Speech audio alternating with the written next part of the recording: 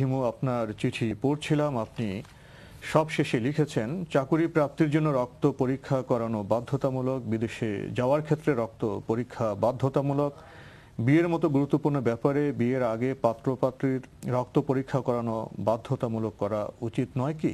হ্যাঁ, উচিত। তবে সরকার যদি এটি আইন করে করেন তাহলে কিন্তু এর দ্বারা ভুল বোঝাবুঝি হবে, প্রতিক্রিয়া হবে। এটা আইন করে করার বিষয় না। আইনের আগে একটা মোটিভেশন দরকার আছে। এবং সত্যি এটা প্রত্যেক ব্যক্তিরই দায়িত্ব, যে বিয়ে করছে বা যে ছেলে মেয়ে দুইজনের বিয়ে হচ্ছে তাদের এবং তাদের গার্জিয়ানদেরও এটা দায়িত্ব।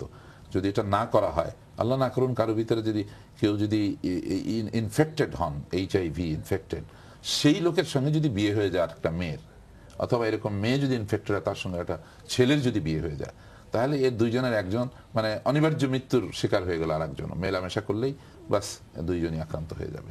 সেই জন্য এটা তো একটা সাবধানতা। এই সাবধানতাকে দোষ বিবেচনা করা উচিত না। যেমন যদি কোনো মারাত্মক ডিজিজ থাকে কারো, সেই ডিজিজটা বিয়ের সময় প্রকাশ করা উচিত।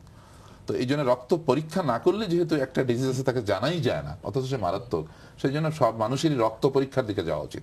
আমার মনে হয় যে আমাদের সমস্ত লোকেরই উচিত যে আমরা রক্ত পরীক্ষা করে জেনে নেব যে আমার ভিতরে HIV আছে কিনা।